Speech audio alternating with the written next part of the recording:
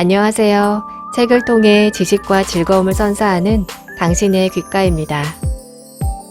오늘 읽어드릴 책은 매트 존슨과 프린스 고먼의 뇌과학 마케팅입니다. 여러분도 각자 좋아하는 브랜드 혹은 특히 좋아하는 상품이 있을 겁니다. 그 브랜드를 왜 좋아하게 되었고 그 상품을 왜 애용하게 되었는지 한번 생각해 본 적 있으신가요? 처음 사용했을 때 느낌이 좋았을 것이고, 먹는 것이라면 맛이 좋았을 것이고, 사용하면서 더더욱 괜찮은 물건이라는 생각도 들었을 겁니다. 나아가 그 제품의 브랜드를 더욱 좋아하게 되셨을 텐데요. 처음 먹어보거나 사용하게 된 계기가 정확히 기억나시나요? 광고를 보고 호기심에 혹은 어떤 느낌에 이끌려 구매한 행동은 나의 선택이었지만 나의 구매를 이끌어내기까지 마케팅의 비밀이 있다고 하는데요. 나도 모르는 사이에 내가 여기저기 흘려놓은 정보를 이용해 나의 뇌를 나보다 더 잘 아는 브랜드들의 마케팅 노하우가 있습니다. 인간의 소비 욕망은 어떻게 만들어지는가? 뇌과학 마케팅 함께 들어보시죠. 구독과 좋아요는 큰 힘이 됩니다.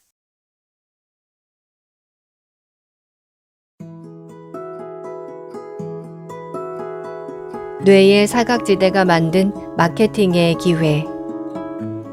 우리 뇌에 자리 잡은 브랜드.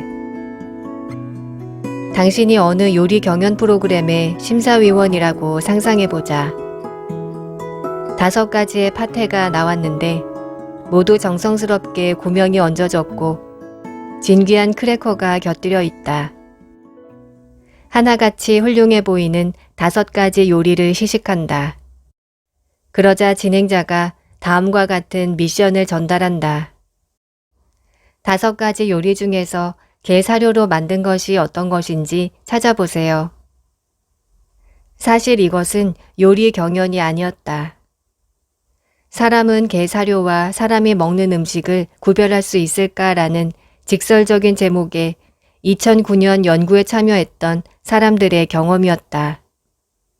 이 연구에 참여한 사람들이 먹은 음식 5가지 중 4가지는 인간이 먹는 값비싼 고급 요리였고 나머지 하나는 게 사료를 믹서에 갈아서 파테와 비슷하게 만든 것이었다. 각각의 요리는 약간의 차이만 있을 뿐 겉보기에는 똑같아 보였다. 결과는 어땠을까? 어느 것이 게 사료로 만든 요리인지 맞힌 사람은 없었다. 만일 어머니가 게 사료를 나에게 주면서 이걸 먹어보렴 음식점에서 파는 고기 요리와 맛이 똑같단다 라고 한다면 나는 어머니가 정신이 이상해졌다고 생각할 것이다. 하지만 게 사료를 파테와 똑같은 모양으로 만들어준다면 맛을 구별해내지 못할 것이다. 여기서 강조하고 싶은 점은 연구에 참가했던 사람들은 어느 것이 게 사료로 만든 것인지 구분해내지 못했다는 사실이다. 손님들이 모두 의심이 없는 사람들로 가득하다면 음식점에서 무엇을 먹을 수 있을지 상상해보라. 회의주의자들은 평범한 사람이야 게 사료로 만든 것을 고기 요리라고 해도 속아 넘어가겠지만 진정한 미식가에겐 이 방법이 통하지 않을 거라고 주장할 것이다. 정말 그럴까? 게 사료로 이런 테스트를 한 적은 없지만 와인을 대상으로 이와 비슷한 테스트를 한 적이 있다. 보르도 대학교의 프레더릭 브로셰는 유쾌한 실험을 통해 미각이 뛰어난 사람도 실수할 수 있다는 것을 보여주었다. 브로셰는 2개의 와인잔에 각각 레드 와인과 화이트 와인을 따른 다음 소믈리에에게 맛을 보게 했다. 소믈리에에게는 알려주지 않았지만 그가 맛을 본 레드 와인은 화이트 와인에 식용 색소를 더한 것이었다. 그러자 소믈리에는 2 와인을 완전히 다르게 인지했을 뿐 아니라 레드 와인은 마치 붉은색을 내는 성분이라도 있는 것처럼 묘사했다. 소믈리에는 화이트 와인은 벌꿀이나 시트러스 같은 향이 난다고 말한 반면 레드 와인은 라즈베리와 마호가니 같은 맛이 난다고 표현했다. 혀에 전달되는 정보는 동일한 것이었음에도 말이다. 게 사료를 먹었던 사람들도 마음 상할 필요가 없을 것 같다. 직업적인 전문가들도 속았으니 말이다. 이러한 연구 결과는 우리가 세상을 경험하는 방식에 관한 근본적인 통찰을 제공한다. 혀에 닿는 것만이 미각은 아니라는 사실이다. 음식을 먹을 때 우리는 직접 그 음식을 경험하진 않는다. 음식물이 혀에 닿을 때의 객관적인 감각과 뇌가 궁극적으로 경험하는 것 사이에는 상당한 격차가 있다. 지금은 고인이 된 위대한 철학자 앨런 와츠는 우리는 음식이 아니라 메뉴를 먹는다 라고 말했다. 다시 말해 우리는 늘 한 걸음 떨어진 곳에서 세상 자체보다는 세상에 대한 자신의 내면 묘사를 경험한다. 신경과학에서 이러한 격차는 인지 오류가 존재한다는 결정적인 단서가 된다.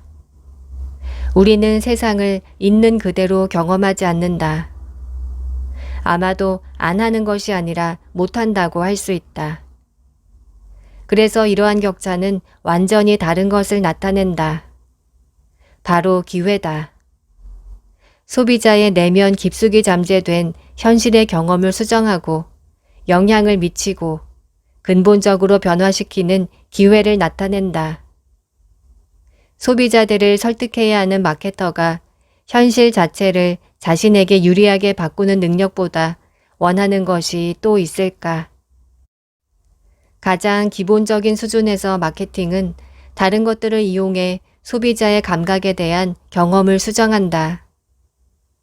예를 들어 레스토랑에서는 음식만 관리하는 것이 아니라 음악이나 실내 장식 등을 비롯한 여러 가지를 관리한다.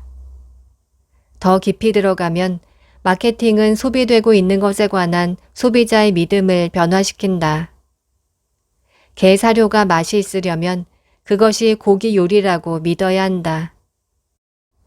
그리고 마지막으로 가장 극단적인 경우의 마케팅은 우리의 인식을 변화시키는 믿음을 우리의 뇌에 그대로 새겨 넣을 정도로 깊이 스며들게 한다. 이 모든 것이 가능한 이유는 우리 뇌가 외부의 객관적인 현실과 내부의 주관적인 인식 사이의 격차에 대응하는 기이한 방법을 가지고 있기 때문이다. 그리고 브랜드는 수년에 걸쳐 이 격차에 자신들을 끼워 넣는 영리한 방법을 사용해왔다. 그 과정은 근본적으로 우리의 현실 경험을 변화시키는 것이었다. 객관적인 현실과 주관적인 인식 사이의 공백은 마케터의 놀이터다. 이러한 공백과 이 공백이 어떤 식으로 채워져 있는지 잘 이해하려면 먼저 뇌가 우리의 일상을 어떻게 구성하는지 자세히 살펴보아야 한다.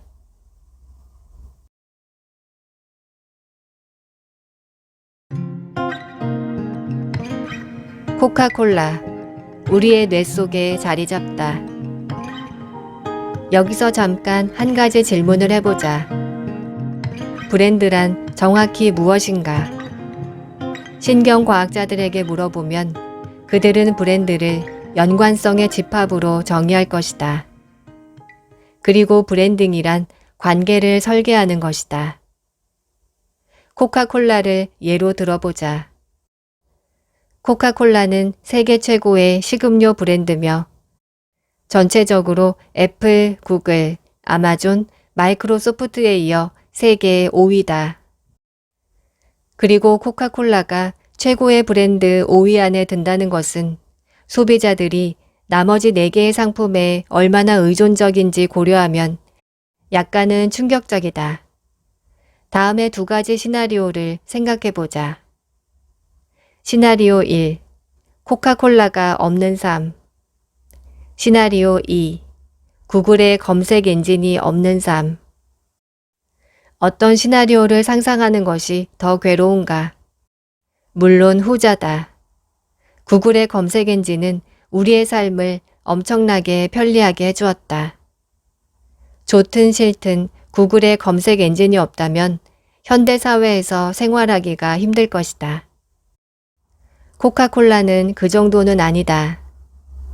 코카콜라가 오늘날 자본이 충분하지 않은 신생 기업이었다면 시시한 제품의 특성 때문에 실패했을 것이다. 코카콜라는 최소한의 효용밖에 없기 때문이다. 건강에 미치는 영향을 고려하면 코카콜라의 효용은 마이너스일 수 있다. 코카콜라는 코카콜라라는 브랜드가 없다면 탄산이 들어간 설탕물일 뿐이다. 하지만 코카콜라라는 브랜드는 완전히 다르다. 코카콜라는 매년 광고와 브랜딩에 수십억 달러를 쓴다. 왜 그럴까? 이 세상에 코카콜라라는 이름을 들어보지 못한 사람은 거의 없다.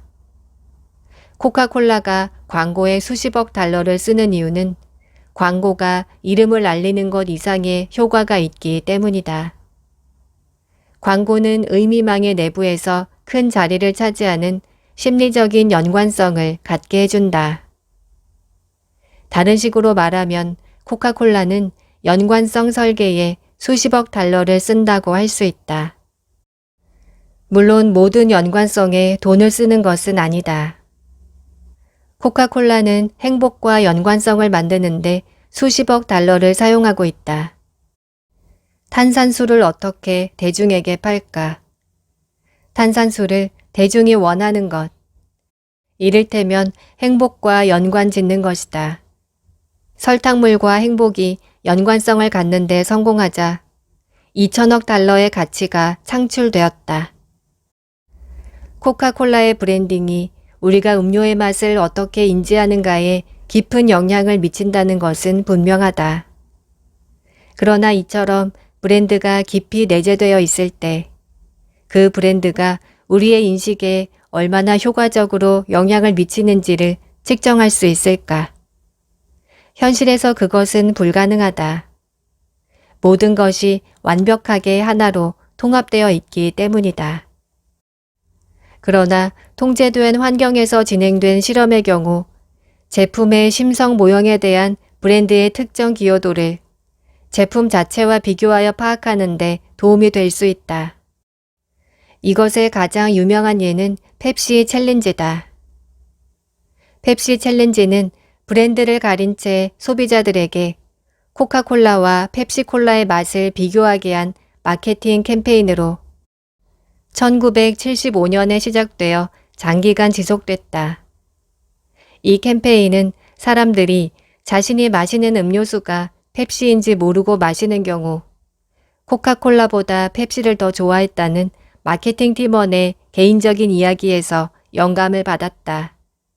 지금 펩시 챌린지는 하나의 광고 전략으로 기억되지만 그 결과는 최고의 실험 표준을 이용하여 얻어낸 것이었다. 모든 관련 변수를 억제하기 위해 세부 사항까지 꼼꼼하게 통제했다.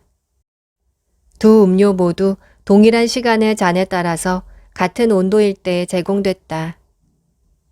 모든 시험은 무작위로 순서가 정해졌고 실험에 대한 정보는 비밀에 붙여졌으며 펩시 브랜드와는 관련이 없는 독립적인 심판관이 실험을 주관했다.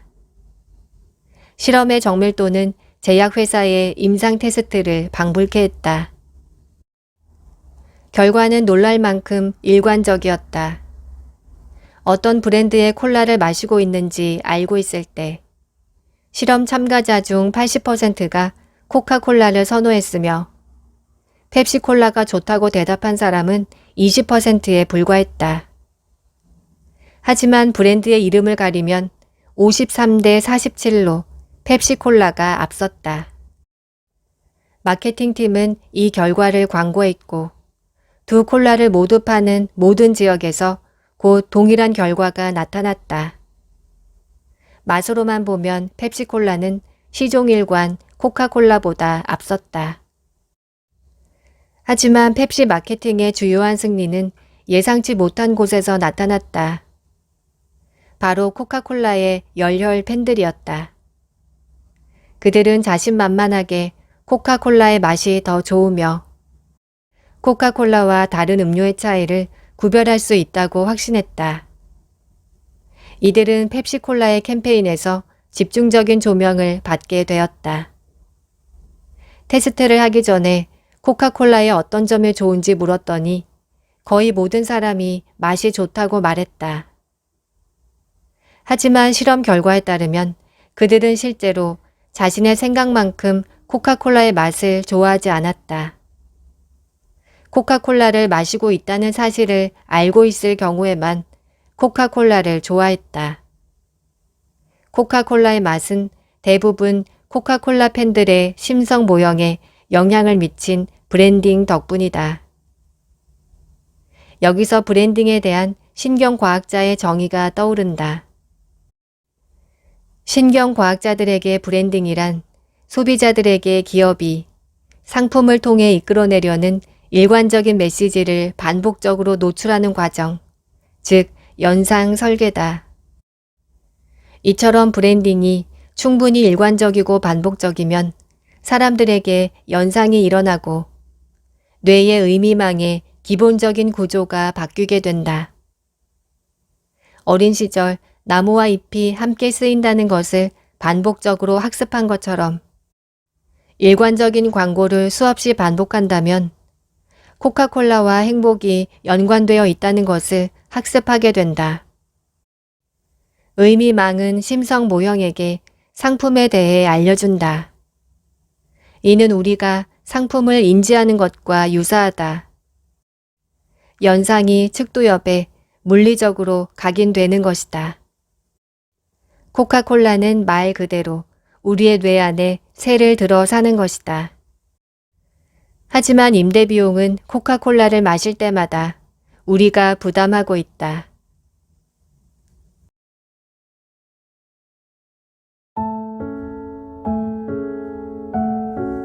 인지 부조화의 마케팅 전략.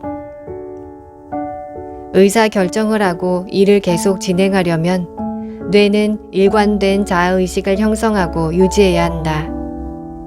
의사 결정의 결과가 우리에게 이로울 것인지 해로울 것인지를 예측하려면 우리가 어떤 사람인지 알아야 한다. 기억은 여기서 핵심적인 역할을 한다. 기억은 우리의 자아를 온전하게 고정시켜주는 접착제이자 연속성을 유지하게 해주는 수단이다. 중요한 것은 자아의식 역시 우리를 일관된 존재로 유지하게 한다는 점이다.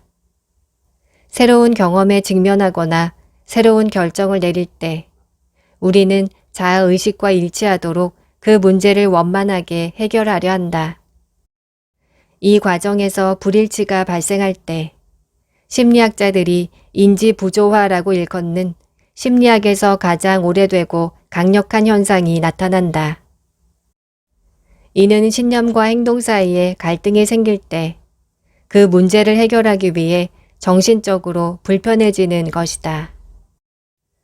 인지부조화는 마법과도 같은 마케팅이다. 브랜드는 의도적으로 부조화를 만들므로써, 즉 스스로 생각하는 자신과 자신이 소유하고 있는 것 사이에 분열을 일으킴으로써 인지부조화를 마케팅에 활용한다. 인지부조화는 특히 소비자들에게 야심이나 자신이 아직 성취하지 못한 것들을 상기시키는 광고를 하는 라이프스타일 브랜드에서 공통적으로 나타난다. 닛산의 SUV 엑스트라를 예로 들어보자. 이 차는 20대 중반에서 후반의 평범한 사람들이 모래 언덕이 이어진 평탄하지 않은 길에서 트럭을 운전하는 광고와 함께 출시됐다. 이 영상을 보면 젊은이들은 마침내 정상에 올라 결심을 한 듯 스노보드를 꺼낸 다음 모래 언덕을 미끄러져 내려간다. 닛산 광고에 숨겨진 메시지는 멋진 사람들은 이처럼 멋진 일을 하기 위해 닛산 자동차를 산다 이다. 닛산 광고를 보는 사람 중에는 이 메시지에 동조하는 사람도 있고 그렇지 않은 사람도 있을 것이다. 동조하지 않는 사람은 안전하다. 하지만 동조하는 사람들, 그 중에서도 자신이 멋지다고 생각하는 사람의 뇌는 자신이 멋진 사람이라는 믿음과 엑스트라를 소유하지 않았다는 사실 사이에 간극을 해결해야 한다. 엑스트라를 구입해서 자신이 멋지다는 믿음을 계속 유지하거나 엑스트라를 사지 않는 대신 내가 그렇게까지 멋진 사람은 아닐지도 모르겠군이라며 자신의 가치에 대한 기존의 신념을 수정해야 할 것이다. 유명 인사가 제품을 보증하거나 멋진 액션 장면의 이면에서 동경을 불러일으키는 유형의 광고는 제품의 긍정적인 면을 부각시킨다. 이러한 광고는 감춰진 메시지를 통해 다음과 같이 주장한다. 멋지고 매력적인 성공한 사람이 되려면 이 제품을 구입하세요. 암묵적으로 동경을 불러일으키는 광고가 주장하는 바에 동조할 때마다 우리의 뇌는 엑스트라와 같은 계산 문제를 풀어야만 한다. 미용업계에서 이 문제는 특히 중요하다. 메이블린은 이레이저라는 전체적인 미용 제품 생산 라인을 갖추고 있는 기업이다. 잡지와 인쇄물 광고에서 메이블린은 닛산과 유사한 주장을 하고 있다. 매력적인 사람이 되려면 이레이저를 사용해야 합니다. 메이블린은 여성들에게 당신은 별로 매력이 없으니 이레이저 제품이 필요하다고 공공연히 이야기하진 않는다. 그래서는 안 된다. 인지 부조화는 암암리에 일어난다. 의지가 강한 사람들은 메이블린의 주장을 거부하고 제 갈 길을 간다. 그렇지 않은 사람들은 자신에게 묻는다. 나는 매력적인 사람일까? 자신이 매력이 있다고 생각한다면 뇌는 인지 부조화를 해결하기 위해 메이블린의 이레이저를 사러 가거나 자신의 신념을 바꾼다. 나는 매력이 없는 사람인가 봐. 대다수의 사람들은 동경을 불러일으키는 광고에서 주장하는 것을 거부할 수 있고 거부하고 있다. 몇몇 유형의 광고는 다른 광고보다 쉽게 거부할 수 있다. 영화가 현실이 아니라는 것을 인지하는 것과 똑같은 방식으로 광고가 상업적인 목적을 가지고 있다는 사실을 깨닫는 것은 광고가 의도하는 내용과 거리를 두는 한 가지 방법이다. 유명인들은 비현실적인 동경의 대상이라 할 수 있지만 인플루언서들은 그렇지 않다.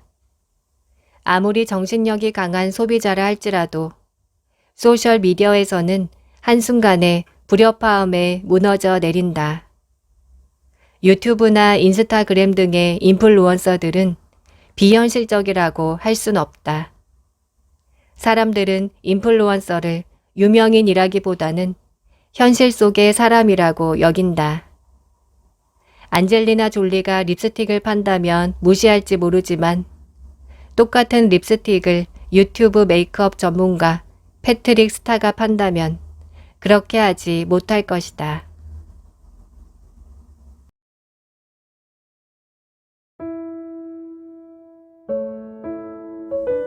미각에 본질을 더하다. 요리 전문업체 캐치오는 이야기와 본질이 맛에 미치는 강력한 영향을 보여주는 한 실험에서 배경 지식에 따라 같은 요리에 대한 반응이 어떻게 달라지는지 비교했다. 실험 참가자들에게 같은 요리를 제공하되 한 집단에는 별 특징이 없는 카드에 요리에 사용된 재료 목록을 적어서 놓아두었다.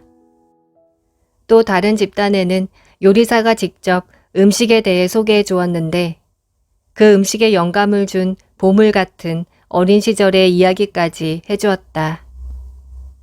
그 결과 요리가 나오기 전에 이야기를 전해들은 집단은 이야기를 듣지 못한 집단과 동일한 요리를 먹었음에도 전반적으로 더 나은 식사를 경험했다고 보고했다. 또 다른 연구에서는 코넬 대학교의 과학자들이 와인의 원료가 어디서 재배되었는지가 음식의 평가에 영향을 미칠 수 있다는 사실을 발견했다. 식사를 하는 사람들에게 음식 한 접시 외에도 비싸지 않은 찰스 쇼 와인을 모두 나누어 주었다. 하지만 그중 절반에게는 그 와인이 북부 캘리포니아의 노아 와이너리에서 만든 것이라고 말하고 나머지 절반에게는 노스 다코타에 있는 노아 와이너리에서 만든 것이라고 말해 주었다. 와인 애호가들에게 노스 다코타는 그다지 좋은 평가를 받지 못하는 것으로 알려져 있다.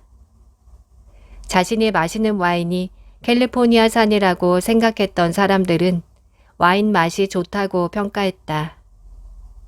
흥미로운 것은 와인 맛이 좋다고 말했던 이들은 와인뿐만 아니라 식사도 좋게 평가했고 그 식당을 다시 방문할 것 같다고 대답했다. 식사를 할 때마다 우리의 뇌는 맛 이외에도 냄새, 식감, 소리, 시각적인 표현 등 음식에 관한 감각 정보를 처리한다. 하지만 음식이 나오기를 기다리고 있을 때조차 우리의 뇌는 음식의 본질, 즉 레스토랑의 배경과 창립 과정, 주방장의 이력, 음식에 대한 영감, 와인의 지리적 정보 등을 닥치는 대로 집어삼키고 있다. 우리의 뇌는 음식을 먹기도 전에 음식의 맛을 보고 있다. 에미상을 수상한 TV 프로그램 맛을 만드는 사람들의 호스트 겸 프로듀서인 캐서린 네빌도 포브스에서 다음과 같이 말했다. 음식 산업은 더 이상 지역 생산자들로부터 직접 조달한 재료로 만든 요리를 선보이며 농장에서 식탁까지를 실천하는 레스토랑에만 초점을 맞추지 않아요. 이제 사람들은 자신이 먹는 모든 것에 이와 같은 연결을 원합니다. 사람들은 누가 자신들의 커피를 로스팅하고 누가 빵을 굽고 누가 피클을 담갔는지 알고 싶어 하죠. 사람들은 자신의 돈이 누구를 지원하고 무엇을 지원하는지를 알고 기분이 좋아지길 바라며 지역사회와 연결되기를 원합니다. 이런 사례들은 레스토랑 업계뿐만 아니라 음식 및 음료 업계에서 더 일반적이라는 것을 알 수 있다. 알코올 3.5%짜리 싸구려 맥주가 어느 지방에서 제조되었는지 안다고 해서 정말 달라지는 것이 있을까? 쿠어스 양조 회사에 물어본다면 대답은 그렇다일 것이다. 그들의 거의 모든 광고 캠페인은 로키 산맥에서 나온 물로 맥주를 만든다는 점을 강조한다. 마찬가지로 맥주 회사 샘 애덤스는 사람이 제조 과정을 빠짐없이 지켜보고 있어야 하는 그들의 전통적인 제조 방식을 강조하며 의도적으로 비효율적인 양조 과정을 상세하게 설명하는 캠페인을 시작했다. 브랜드들은 본질을 가져다가 포장해서 독창적인 방법으로 제품을 판매한다. 이 과정이 제대로 진행된다면 우리의 뇌는 거부하지 못한다.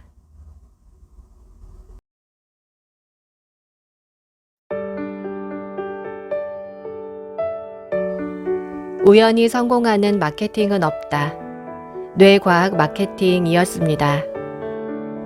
우리는 어떤 상품을 구매할 때 그동안 보아왔던 광고들, 포장된 이미지들, 나아가 쇼핑 사이트에 표기된 할인율이나 재고 물량 등의 영향을 받습니다. 홈쇼핑을 보다가 쇼호스트가 품절 임박을 외치면 괜히 마음이 급해졌던 경험들도 있으실 겁니다. 내가 어떤 브랜드 담당자에게 정확히 무엇이 필요하고 사고 싶다고 직접 말한 적이 없어도 신기하게도 쇼핑몰의 알고리즘은 내가 사고 싶은 상품의 목록을 띄워줍니다. 내가 알게 모르게 여기저기 흘리고 다닌 정보들을 알차게 수집하고 또 우리의 뇌가 작용하는 방식을 이용해 개개인에게 꼭 맞는 마케팅을 설계해서 구매를 유도한다는 것. 결국 지금까지 내가 선택한 것이 정말 내가 선택한 것이 맞을까 하는 의문을 갖게 되는데요. 저자의 말처럼 마케팅이 진화하는 만큼 우리도 소비자로서 나 자신과 소비 심리에 대해 잘 알아둘 필요가 있을 것 같습니다. 당신의 귓가였습니다. 함께 들어주신 여러분 고맙습니다.